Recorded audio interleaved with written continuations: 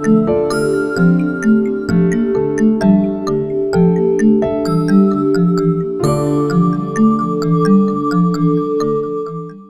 had this whole podcast set up, and then I had to shut it down. I had to get rid of all my gear and get back to the USA. It's been a while. Yeah, but Yeah. you got stuck in the Philippines for a while. I did. You did. Okay. Almost 3 Yeah, years. yeah. Why don't I let you introduce yourself? Give a little bio on what you're doing here. Well, I'm Phil. Phil Ackon, actually. That's my name. And I'm from Ghana. Yeah. I've been here for 21 years old. 21 or something. 21 years. I've been into the supply chain management and everything for all these while. So, yeah, that's all that I can say about me. That's why a lot of us call you Ghana Phil, because you're originally from Ghana, and you came here from Shenzhen to do business. That wasn't my initial intention. Actually, right after college, I decided to travel abroad just to see Hong Kong and China, right?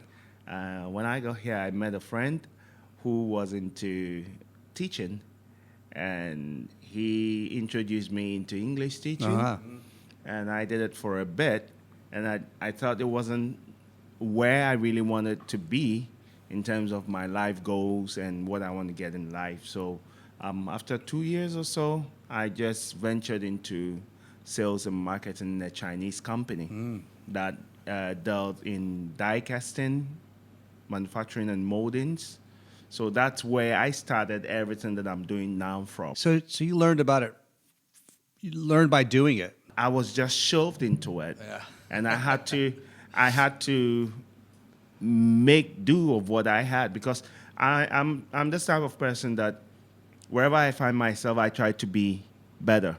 And when I got into that field, I realized that there's a various array of resources on the internet. Right. So I started doing a lot of research on how to find customers, what kind of industries that the factories that I worked served, and all these. And that's how come I built up my knowledge. And How did you learn about Shenzhen? Shenzhen, I never knew about Shenzhen until Right. I got to Hong Kong, honestly. Right. So Hong Kong, then I realized that we could come to Shenzhen. That's the next city in mainland China. So That was like 2000. 2005, Something yeah. like that, yeah. Thereabout. So, yeah, literally, I didn't know anything about Shenzhen before I got here. You didn't know it was kind of like a sort of- Metropolis, just no, about to I had happen. never heard Yeah. anything about Shenzhen. Right. Yeah. When I got to Shenzhen wasn't the way it is now. No. It It's was the Wild West. beautiful, but it was Wild West motorbikes, those kind of motorbikes everywhere. Yeah. And a lot of public buses that Right. move, that kind of right. minivans and whatever. Right. But More now modern, yeah. everything is More more modernized. organized and modernized and much more Yeah. effective. Yeah. But it's a beautiful city. Right. I don't regret ever coming here. Well, you're still here, and like for example, right now we're doing this podcast in the conference reading room of what apartment one's called Haitao. Haitao. Here in Sheko, and we're like 5 minutes away from the ferry building, and from crossing the Hong Kong border if we have any visa issues, anything like that. Yeah, So, I think there's probably a few people in the building, kind of maybe doing what you're doing, maybe, but I have no idea, but yeah, possibly. yeah. So, like, I see you coming and going in your car. You're always going off to the factory, right, shooting off, and you're taking care of your customers' needs. They're ordering product from you, and then parts or whatever, and then your job is to make sure you go down. All that, yeah. Mm-hmm. The quality's there, and the logistics are there. They go out, they get to the customer. Yes, yes. What keeps me mostly busy right now is the company that I work with in the U.S. Right. I don't want to put the name out, but I basically do all their project management and supply chain management and supplier relationship, management. So I do visit most of the suppliers that makes all the parts that is supplied to this particular company in the U.S. It has about 12 different offices in the United States, and I think 2 in Canada. So I'm the main man here. I'm literally like their employee also. So mostly I'm on the road every time. And they buy over $40 million worth of product from China. Right. You know, something that I wanted to ask you about was when somebody's placing an order with you, that's a lot of money. What's the key? What's the key to building their confidence and making sure that they know that the job's going to get done when you take it on? Well, you know, in this age and time, everything can be tracked online. I'm sure before a customer reaches out to you, they might have done a lot of background check, see the kind of data that is outside in the internet. Right. But you didn't start that way. What about somebody who wants to get into it? I didn't start that way because I built my client relationship and trust based on what I used to be doing in the Chinese factory and how I used to serve them. So when I was no more in the company, they still wanted to work with me because whilst I was their in charge of their project, they were very comfortable with me. I was always fighting for them. Right. So when I left, actually, they are the one that contacted me to continue to do what I was doing. I was really ready to pack and leave China until they offered me this. So I decided to stay and just do it because there was a lot of opportunities in what they were bringing on board. And I've been doing it ever since. Yeah. Right. And you've become successful at it. Yeah. Until COVID came and slowed a lot of things down. But I know. Gradually things are, picking up. And we believe 2025 is going to be a good year. We see what happens in the U.S.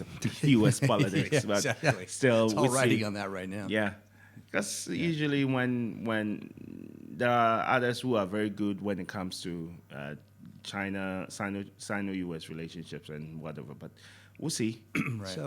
So if you had any advice for somebody that wanted to get into this business, exporting basically, right, from China to different countries, what advice would you give them? You know, there are most of the time some of the customers, what should I say, believe that they can just sit in the U.S. and sometimes place orders and, get the things in the U.S. in good order. But 50% of the time, you don't get what you want. Right. If something goes wrong, it's wrong. Yes, if you don't have people on the ground to Yeah. like what I do. You see me always moving into my car, driving off Yep. long trips and come back, and that's what you need to do. You have to always stay on top of the project. So if you have nobody here to be doing that, sometimes and in this case, scary, you're doing it yourself. Yes. Right. So I advise any customer that wants to do that. Yes, you can contact the factories, you can find out the price and everything, whatever. Right. But you still need to find somebody to help you manage your buy, especially if it's a lot in USD. Right. I can give you an example of a customer, somebody that I know in the Philippines, who bought a machinery worth over $50,000. Right. And they demanded 100%, paid it, then communication was a problem. They said it had been shipped, but it hadn't been shipped. And in most of our customers would take what the supplier say and feed it to their customer. So if your supplier says that he's shipped it, you go and tell your customer that, it's been shipped, so we should estimate maybe 2 weeks or whatever to receive it. Here is a case, it's not shipped, but it says it's been shipped. You got a problem. So you got a problem. You're gonna get, we have a problem. especially if you have a deadline or whatever to meet. So this lady was really into much headache until she spoke to me. I had to speak to the factory for free because it's a new customer. Right. You have to sometimes offer yourself. To gain. So after I did that, she and the husband reached out to me and said, "Hey, you know what? we don't want to go through this stress anymore. Next time we are ordering anything from China, Right. we'll just come straight to you so that you can help us manage Right. it and whatever. Yeah. So this is how it is, because sometimes it's quite scary unless you have the luxury to hop on a plane Right. to be coming here Right. most of the time. But even those of us living here that visit, sometimes something bad goes wrong. Right. How much more, sitting overseas? So Right. you can start, but you need to put all certain things in place, structures in place to make sure that Right. you get it without a problem. Right. You definitely mastered it. It's funny. Every time when I see you, I always think about that. How does he keep the customer confident that the next order is going to come? And that's what you have to do. You have to be there, serve it here, boots on the ground. Yeah. Every time. Yeah. Because if you're not boots on the ground, sometimes the moment you leave the factory, they just stop. Right. But when they know you're coming, they prepare. Right. Sometimes I just pop in without you. Oh, I'm just here in Foshan. I need to pass by to see what's going on. Right. But that wasn't the case. It's just that I planned to go. I wasn't just in Foshan. Right. You're always I on went it. there just to see it, but I'll make it look like, no, I was just around and I needed to pass by. Right. Then this way you can see, what's going on with my project? Right. Are we on good track to meet the deadline or the lead time? Right. Are we facing any problems? Are we going to have any challenges down the line? It's a that kind of challenge. stuff. So, yeah, it is, and I really enjoy it. It's just that it's a bit stressful, when you drive around all the time. Well, it's challenging. Yeah. That's the other thing too, is you're at an advantage. One, you have a car and you speak pretty darn good Mandarin. I mean, I would say like you're 50% better than me at least. I mean, at least. Yeah, you cannot. I don't think you can really do this No, you can, but you would be much more effective when you can speak the local language. Yeah. Well, I've seen you speak on the phone with somebody, and that to me is a true sign that you actually understand what they're telling you, and they understand it back. Yeah, Yeah. literally. So, being here for 21 years, How did you learn Mandarin? I just picked it up. So impressed. No literature, nothing. It's just by hearing. You're also a musician too. Yeah. So you can hear the tones. The rhythms and the tones. Yep. That's what I use. Yeah, and you must have a really good memory too. Yes. Because just the other day you were using yuela how, Realize how. Yeah. It's just the rhythm and the tone. Yeah, exactly. Without that, I always tell people who want to learn Mandarin, yes, if you're not able to read or, just master the tone, master the rhythm. Right. If you cannot even speak it, then you can get the tone, da-da-da-da, da-da-da-da. Right. When you're able to repeat it, you repeat it exactly this. Right, and it must really help your comprehension, because then what you're doing is you realize the syllables and the tone are in the rhythm. In the rhythm. Yeah, exactly. Good advice. Yeah. Yeah. So I'll tell you a funny story. When my employers in the U.S. sometimes come and we go to factories, there are some factories that I don't even let them know that I speak Chinese. And we'll be in a round table and they'll be talking. Sometimes they talk shit. Sorry for my language. Sometimes they talk bad. Right. It's like, we don't want to do it. They're just paying very little in their language. And not in Putonghua. Sometimes it's in their local dialect. Right. But there's a correlation. Crossover, yeah. It's very, you can easily understand. It's just like an Indian speaking English or a South African or a Ghanaian different I should say accent or whatever. But yeah, you can decipher it. yes, I can decipher. And sometimes after the meeting, I'll just say, but you just said this and that and that and that whilst we were having the meeting. So where is your stand? And they all get shocked. You can understand our language? I said, of course. It's you're just using the same whatever, just the tones are different, but the words are the same. That's great. So it's funny. Yeah. That's funny. So you were telling me about your you don't have to name the customer, but you were having a problem, an issue with something, and it was it was a modular kind of a thing where it's like there was a problem with a part, and then it because there's the one problem, you can't just replace that one part in it. Like you'd have to bring the whole product back. Yeah. We've had instances that we had to ship a whole container back from the United States. Really? Yeah, just recently we shipped one to. That's going to be painful. To Nimbo, yes, a whole container load, and it's quite heavy, and they have to rework it. But prior to shipping it back, it took a lot of negotiations with the factory, because not every time that they want to do that, because it's not that easy to bring it back. It's not cheap. Custom wise, and whatever. Because in China, irrespective of it being irrespective of the fact that it just left the shores of China to go to the US, when you're bringing it back in, it's just like an import.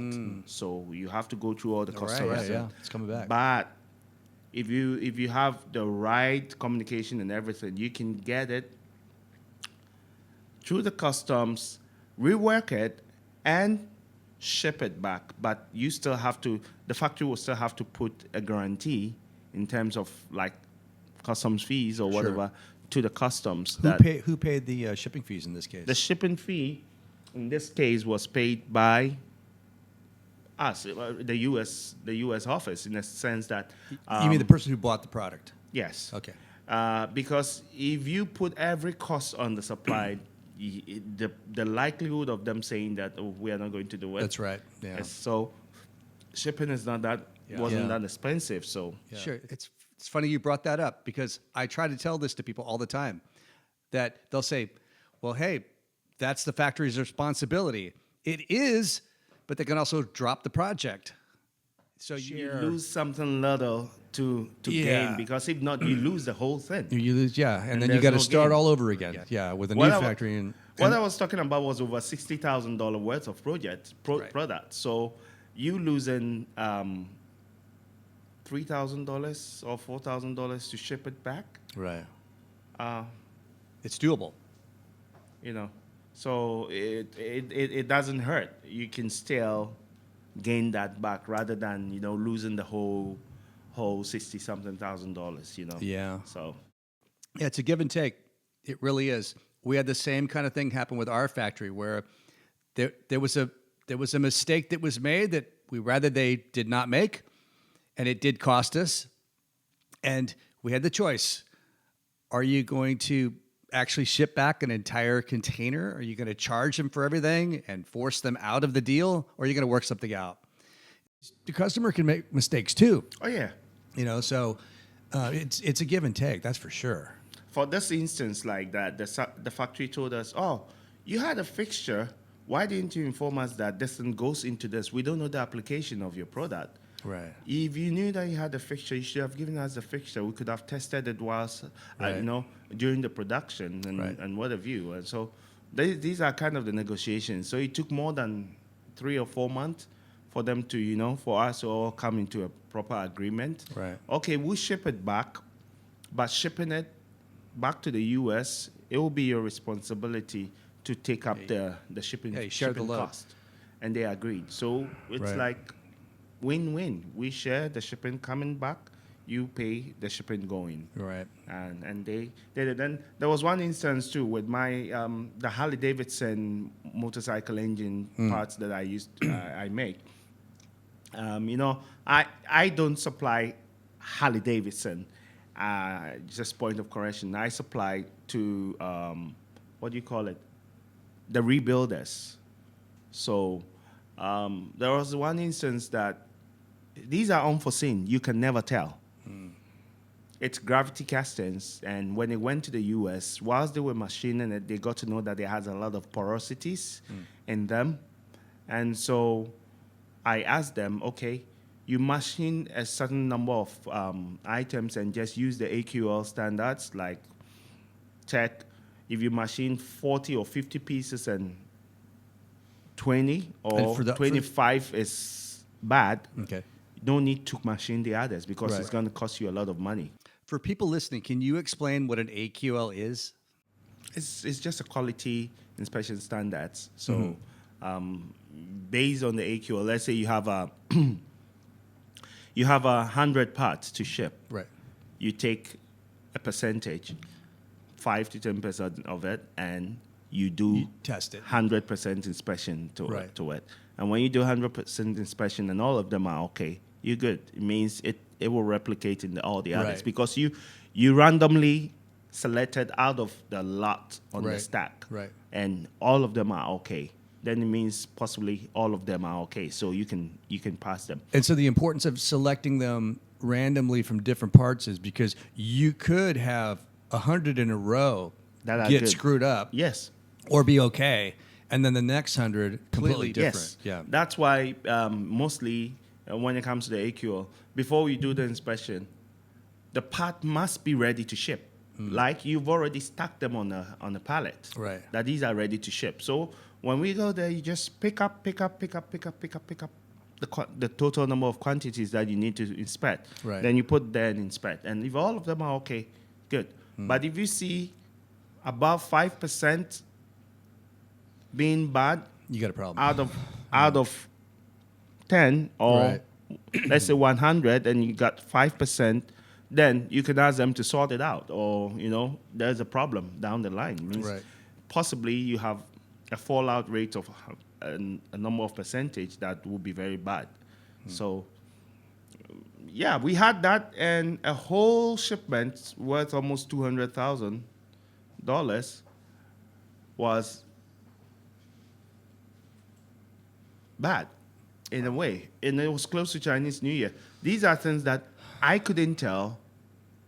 Even the factory cannot tell why there was porosities in there. Right. And it comes to the case, how do you replace that?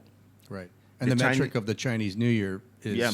you're not going to be able to We do couldn't- anything We couldn't. After the Chinese for like New Year, for like a month. yeah, after the Chinese New Year, we tried to get the factories to get it replaced, but they were being adamant. They didn't want to because of the. So I had to take a lawyer, and the lawyer had to issue a letter. Then when they saw the letter, okay, no problem, we will just help you replace it. And Okay, they now did. this was a Chinese lawyer Yeah, Chinese lawyer. sending it to a Chinese factory. Of course. Okay. That's why having somebody with a company, local company, is very important. Right. Because when you're sending overseas, Right. it doesn't work. Right. There's no jurisdiction. So yeah, so you're the boots on the ground, and you are hiring a Chinese lawyer to do this. See, a lot of people don't understand this about China. They think, oh, it's just all communist, and it's, and there's no rules. That's what people think on the outside. there are a lot of China better is things here than even any place that I know. agreed. China So- is a nation of laws. Of course. They have courts. They will work it out They in the will courts. work it out. Yeah. You think I'm a foreigner, so they will not. They Right. will. Yeah, exactly. So no. Yeah, Especially there are here, penalties. here in Shenzhen. Yeah. No matter no matter what your enterprise is, no matter what who the owner is, if it's a foreigner, if it's a local, when you get into trade arbitration or whatever, they still deal with you as not being Chinese or you being a foreigner.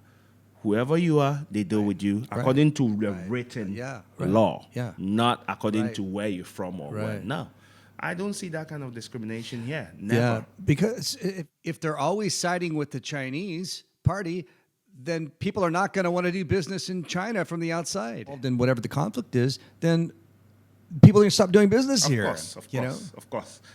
And they don't do that. Yeah.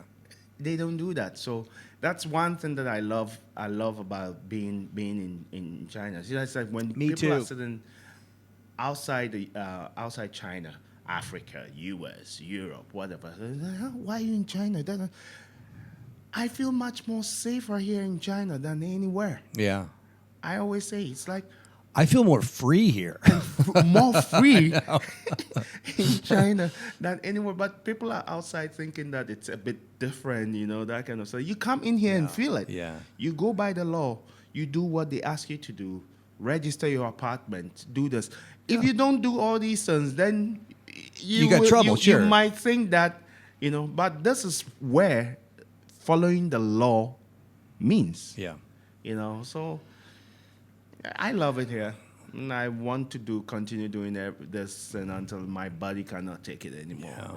Then, yeah. You know, to people on the outside looking at what you're doing here, I mean, how many people do you know that are doing the same thing? Not a lot. Not a lot. For you, it's nothing. You're like, I came to China and I just, got into import exporting and all this. And people from another country of the U.S., this is a daunting project. That brings me to a topic. Something that I used to go to Boathouse to eat a lot. Yeah, Boathouse being a restaurant that we go to. And that was a guy, a Black American guy, who didn't understand why he, as an American, cannot do that. But me from Africa, from Ghana. I think I know who you're talking about. You know him. I know who you're talking about. Okay, I'm not good. going to name him, but yeah. Yeah. And I had this from the previous owner of Boathouse, and in my head I was thinking, why would a person say this? And Steve is the one who fought for me. He said, "You don't know that guy that you're talking about. I know. He works. Yes. He just doesn't sit and drink or just go here and done. He just works." Phil, you are the hardest working man in China, man. It's like, no, if you don't do that, you can. I know where I'm from. I know my background. I'm not from a poor background, but I know where I'm from. Right. You need to really work hard to make it. yeah. So, and I never dreamt of having such an opportunity, So if I have it, I have to make use of it, and I have to make something out of it. If not, God will judge me. Right. Right. Yeah. I don't know really how you quantify it, but I don't know. Maybe it started with the fact that you learned Mandarin quickly, and you also have a car and you drive here. Without a car, I don't think I'll be able to. It would be difficult, but it's not like you just pop off and get a car here. No. Right? It can be difficult to take the test. Actually, it's harder now. I think you have to take it in Chinese now. Yes. Right? But also, you have to have a place to park it and all that. And you have to be able to read the signs when you're driving, or at least understand enough, maybe from your GPS to know what you're doing. Like the names of the streets, the names of the areas, and things like that. So, I think it's one of the advantages that you have that's really helped you. Yeah. So that's why I got my first car here in 2009. What was that? What was that? It was a Golf. Yellow Golf. I think you and I drove around in one of them. Was that the one? Yeah, yellow car, small yellow car. Yeah, that's the first one that I got. Then in 2012, I got the current one, which I'm thinking of replacing, but it's still in good shape. So I'm thinking, should I really, really bother myself to spend the money? But you got a nice SUV now, right? Yeah, it's still in very good shape. What is it? A Chinese car? No, it's a Korean. Hyundai, Hyundai, yeah. Okay. So with having the car, I believe is why I got even the position that I have with an American company. Yeah. Doing the supply chain management and supply relationship. Because without a car, I don't think I would have been in that position. It would have been very difficult and also very costly for what I do, because you have to always hire a car. You got to hire a car. That's what I have to do. You go into Zhongshan all the time, right? Yeah, so. I'm not here enough now. Any way that it would be affordable for us to have a car, but you got to consider we weren't here to be exporting other people's products. We were creating a product, your own product. So we didn't even have the money for me to have a car. You see me riding around on the bicycle all the time, which is just fine with me. I don't care. It's good exercise. But it's hard. It's hard enough for us in my situation where I have to call a car every time, right, to go to whatever factory, whatever place for a meeting, whatever. You would have to do that, and so in your case, you have to have that car. You know. Sometimes in a week, my auntie is in the U.S., New York, and she sees me post on Facebook most of the time and driving, and said, "Phil, are you always driving?" Like, because I don't show my face, I just show places. Because why do I show these videos? Because I'm a bit fascinated about the networks, the road networks in China. It's like you can get to anywhere so fast and come back. Yeah. Like 2 days ago, I had to go on back and forth was almost 600 Right. kilometers. Right. And I started at 6 a.m. By 1 p.m., I was back in Shenzhen. It's like, where can you do this? I know. Yeah. You know? And it's the highways are so, you know, that's why I always shoot those kind of videos and put them on Facebook. And my auntie was wondering, are you always traveling? I said, yes, I'm That's your always on the work. road. That's your work, That's yeah. my work. Yeah. So I put a lot of mileage on my car, but anyway, it's still in good shape. Yeah. It's like I say, if there's anybody out there that's watching that wants, you know, a great way to get into what you're doing, would you have any other additional advice? How to get started doing this? First of all, do your research. And also make sure that whichever product that you're dealing with, you understand it. Right. Because if you don't understand the product, that's where the problem comes. Right. Because you are not able, because there's a communication barrier between, Right. you know, Chinese, even though irrespective of the fact that they sometimes speaks English, still there's going to be that kind of a barrier. Right. So if you know an industry, if you know a product, that's probably a good one to get into exporting. You need to know that you need product. to know the product and Yeah. need to know what you need. That's when you can communicate that properly. If not, yes, you might see the product, you might pay for Yeah. it, but you might not get exactly Yeah. what you were looking for. Yeah, you And- really pretty much have to become an expert. And that's why people keep saying, oh, bad stuff from China. No, there are a lot of quality stuff from China. I know, Almost there is. everything is made here. I know. But are you communicating what you need properly to Yeah. the supposed manufacturer? You know, so Yeah, there's so many misconceptions about China. They think that it's all a bunch of sweatshops and they're like child slave labor. they don't or know whatnot. what they're It's talking about. like they have no idea what they're talking about. They have some of the strictest work standards here in China in the Exactly. world. Exactly. You know? Exactly. Yeah. Exactly. And look, let's take the auto industry. Yeah. Whoever thought China is on the path to become the best auto manufacturers in the Yeah. world? Right. Right. I know. Yeah. Now, a lot of all the big names are coming to study their EV production, how they're able to make it cheap and still good quality. Right. You know, and so it's like you can never sit outside and think or assume or just think that products from China are bad. No. Right. Well, it's like Elon says, the Chinese, they just have a better work ethic from the start right now. From the start. It's not to say that, you know, people in the USA don't have a work ethic, but in China, that is the gold standard. You have to be willing to work hard or you're not going to make it. Yep. You know? So, yeah, I think it doesn't mean anything to the workers who are doing this at our factory, celebrate those holidays. But those girls, they had to redo something on our product, and they worked on Christmas Eve and Christmas Day.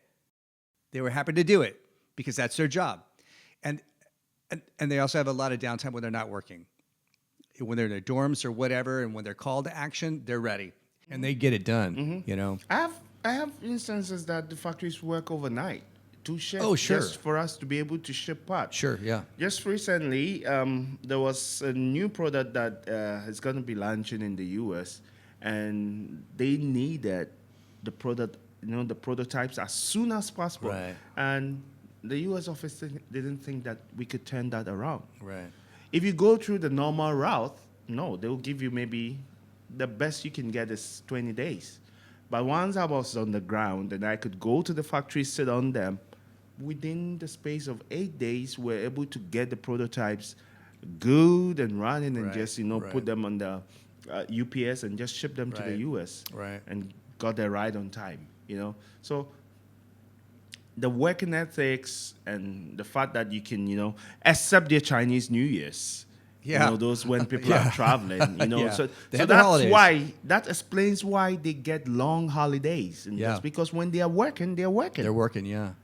You know, so they deserve those kind of long holidays Right. to take the break and those kind of stuff. So, Right. yeah. Yeah, it's really interesting, and China is really, yeah. Well, we are in Shenzhen, and we love this city. It's I don't know if I can call it my second home. Possibly it's my Your first home. my first home, Yeah. because my mom is in the U.S. I just have my three brothers in Ghana, but they are all super busy. Right. So the last time I traveled to Ghana was 2016, because when I go there, I have no friends. Right. Because my dad was a minister. Right. So we're always, being transferred from one city to the other. So it's very difficult to, have a long-term friend that you said is always there, that you can go visit, that kind of stuff to kill time. No, there isn't. So I'd rather stay here and work. Yeah. And work. Unless my mom is back in Ghana, then I can say, okay, I'm going to visit my mom. Right. But yeah. I wanted to ask you about, I guess it's mostly your hobby, but you're really good at it. Your music. You actually do some pretty cool music videos. Yes, I was into Christian music. Yeah, do you have a YouTube channel for that? Yeah, I do, but yeah. What's the name of the channel? That's Bro Philemon. Bro Philemon. Okay. Okay. I'll put it down below in the notes. Ghanaian gospel music. I was gaining some fame and name until, I decided to just put it on the back, because I couldn't shovel between doing my music and also doing the job that I do and the demands that it comes with. Yeah. It's like, it's not that easy. I was just really surprised at how many business people, including myself, in China do music as a hobby, especially in Sheko. I don't know if you know, but we used to have the saying that business people in Sheko, they don't play golf, they play rock and roll. Yeah, they play rock and roll at Boathouse and other places. Yeah. So, and a lot of us got to know each other because of the music scene, So, Yeah. Steve, the bassist, and there are people that I meet in Boathouse never thought that are musicians, the pilots and whatever. I know. And all of them are playing. They jump up on stage and yes. jam with the Filipinos. Yeah. It's really cool. So, yeah. Now it's a bit on the low because after COVID, a lot of them left, but still. Yeah, I know. It's still an interesting place to be. Yeah. Yeah. So, Dave Stone was my first guest on this podcast. Yeah, I saw the video of it. Yeah, your first podcast. Yeah. How many people did you interview so far? I got into 3 of them, and then COVID happened, and then we were doing this thing where I had to keep reapplying for a visa. Yeah, and it was just a pain in the butt, But you got to leave, and you can come back, but you have to leave. And so once I did that, I was like, okay, well, if I'm going back, I'm going to stay there till this thing blows over. And that's what I did. I saw you got your truck back, and I bought my truck back. Yeah. Yeah, it's interesting. Oh, those COVID time was an interesting time, but it's something that I really don't like talking about. Yeah, same here. Yeah, thank God it's in our past now. Mm-hmm. We're back here, and how do you say the name of this place in Chinese? All right, China. Yijian Gongyu, Okay. Yijian apartment. Right. Yes, and I've lived in many places. Yeah. And the rent was so high. Right. Over sometimes when you add utilities, it's almost $2,000, right? Right. But living here, deciding to the time that I decided to live in this place, it's like I think it was the best choice ever. Right. And this is what they call a Service apartment. Yeah, which means you don't have to sign a long-term lease. I can stay here for as little as a month. Last time I stayed 3 months. This time I'm going to stay 6 months. 6 months. Yeah. And you can come back anytime. Yeah. Yeah. So I've stayed here for almost. I'm getting Yeah. into my second year now. Yeah. Well, you got a parking space in the back too. Yeah, and they gave me a free parking space. Yeah, So they like you. because I think I'm their long-term tenant now. Yeah. Everybody comes and go. Yeah, and you've been in a couple of their promotional videos. You and I just did one actually. Yeah. That was fun. The first promotional video was done in my apartment. It was really interesting. But I know. I remember when I saw you on Facebook and I was like, hey, that's Phil. There was a lady, and I said, I know you. I said, Yeah. no. And I said, oh, you were the one in Yeah. those promotional videos. I said, oh, yeah, I was. It's like, I was a bit shocked, like, what's that? I know you. Yeah. I recognize that guy. Yeah. So, No way. so yeah, and it's nice because we have a gym here. There's a lobby downstairs, and they do some services for you. They can, print stuff out for you or mail something for you. I get discounts on the ferry tickets to go to Hong Kong. It's that kind of stuff. So. Yeah, if you buy it from the counter because it's China merchant. Yeah, right. And my office is just right across the street. I know. So convenient. Hey, are you the one that leaves the light on every night? There's somebody with the not bright in my light office. on. It's every night different coming in my person. window. I don't leave my light on. Yeah, I don't know why that person won't shut that light off. I have no idea. But yeah, my office is just across the street. Hey, so by the way, did you know? Did you remember there used to be a noisy street because they would run over the manhole covers? Okay. I was the one who complained. They called the city, and it was actually China Mobile's. That's not a sewer line. Yeah, it's not a sewer line. It's China Mobile. The city made them fix it. If somebody runs over and damages their car, then the city has to pay for it. So yeah, they made them fix it. So now it's also they fixed that. Yeah, remember they would make noise. You'd hear Yeah. it go bang bang every night. It's all fixed. Yeah, they fixed one, then they went and fixed all of them. That was me who complained. Everybody in this building, you're welcome. I used to live on the third floor. I this know, floor, on that side. Same side, I and it know. was really noisy. Yes. Yeah. Not anymore. It was really noisy, Not but anymore. I couldn't tell. But now I'm in the fifth floor on the other side. So Yeah. it was, because my kids and Yeah. they come in here. So Yeah. You got I had to get a bigger place. space. Yeah. So no, it's really interesting being here. Yeah. Well, Phil, we've known each other for over 15 years, and I wanted to get you in on this last podcast before I shut it down. But I'm so happy we finally got this Maybe done. it would not be the last time. No, I'm gonna keep this going Because until I we'll leave. have some other topics that we have to discuss one of these days. Yeah. So- You're welcome back anytime. Yeah. We're both Living living right right down down the the hallways here. So yeah, it's easy Yeah. to do. You're on the fourth floor. I'm on the fifth floor. You're on the right? fifth floor. So- Yeah, and I'm on the fourth. Yeah. Yeah. Anyway, All right. Well, let's call it a wrap. We call it- How long do we do anyway? How long was I this? have no idea. I think About we a- did almost an hour. About an hour. Yeah. Yeah. So it's good. Well, thanks again for coming on my No podcast. worries. Thanks for inviting me. All right. So, yep. Let's sign off. We sign off.